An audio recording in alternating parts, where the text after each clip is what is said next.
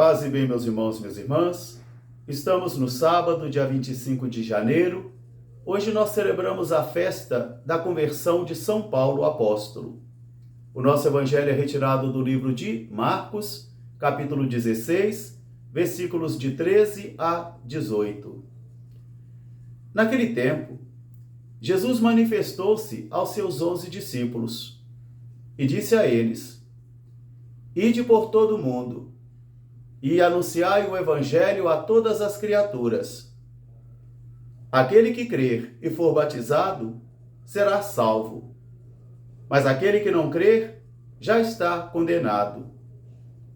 Estes serão os sinais que guiarão aqueles que crerem. Eles expulsarão demônios em meu nome, falarão novas línguas, se tocarem em serpentes ou se beberem algum veneno mortal, não lhes fará mal algum. E quando impuserem as mãos sobre os enfermos, eles ficarão curados. Palavra da salvação. Meus irmãos e minhas irmãs, novamente estamos hoje para celebrar uma memória muito importante na vida de um grande homem cristão chamado Paulo, antes Saulo.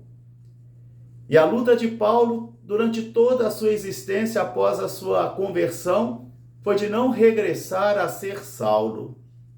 Paulo era uma criatura nova, renascida do encontro com Jesus de Nazaré no caminho de Damasco, como ele se apresenta hoje no livro da introdução dos Atos dos Apóstolos, onde ele se apresenta como um fariseu rigoroso, que fora formado na escola de Gamaliel para proteger a fé, e como ele foi capaz até de matar outros cristãos para proteger a sua religião, porque o seu zelo pela sua fé e a sua religião eram profundos, eram verdadeiros. Paulo é um homem de ciência, mas ao mesmo tempo também é um pastor, e por isso o zelo pelas coisas do seu Deus naquele momento fazia com que ele se mergulhasse com todo rigor para proteger a fé das influências de uma outra seita, como ele chamava, estava aparecendo. Por isso ele se declara e ele se autoapresenta como aquele que é rigoroso na observância da lei e das tradições. Daquele que é um fariseu de nascimento, mas também daquele que foi alcançado por Jesus quando ele receber a carta para poder perseguir os cristãos de Damasco. Como ele cai sobre o solo, como ele cai de sua segurança doutrinal, de sua segurança intelectual, porque ele cai sobre o solo e fica cego.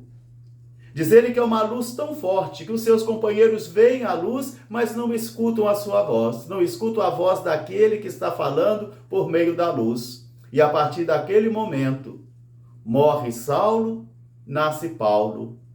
E é Ananias que vai batizá-lo e vai dizer a ele: volte a enxergar. Volte a enxergar.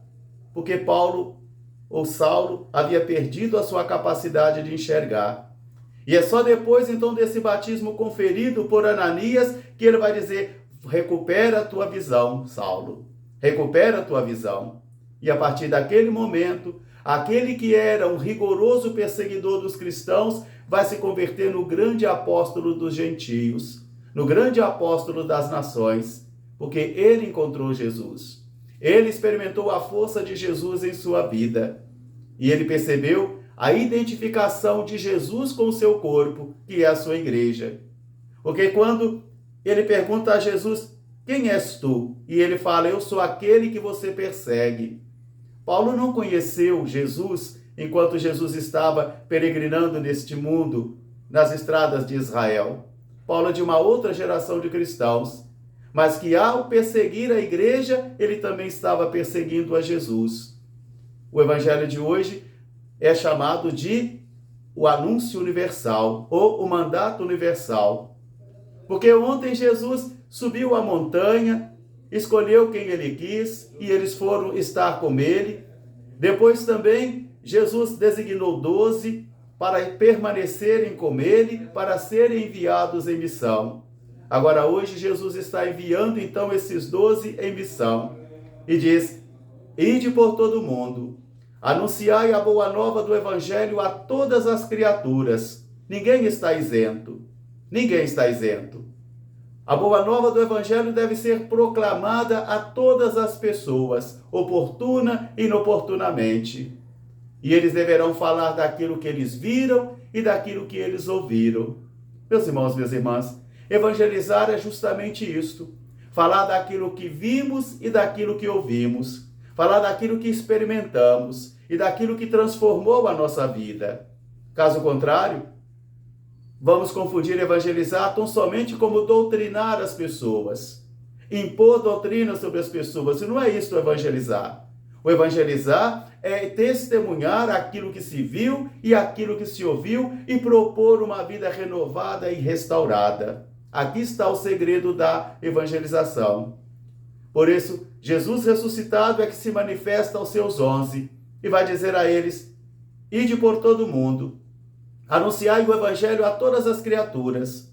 Aquele que crer e for batizado será salvo. A condição necessária para a salvação está no crer e no ser batizado. E o ser batizado é muito mais do que receber um rito de água sobre a cabeça.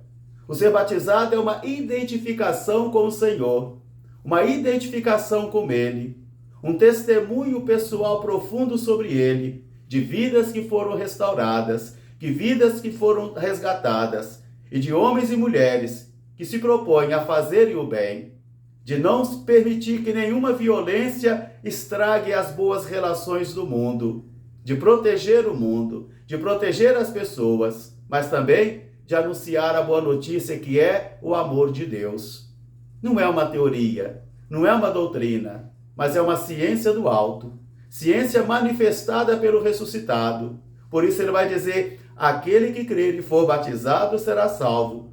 Mas aquele que não crê, aquele que resistir e rejeitar, já está condenado, porque disse não à vida, disse não à salvação. E quais são os sinais que vão acompanhar aqueles que crerem?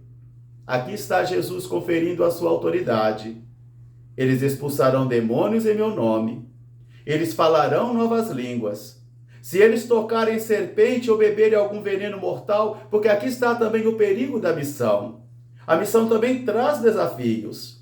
A missão também traz obstáculos, trará perseguições.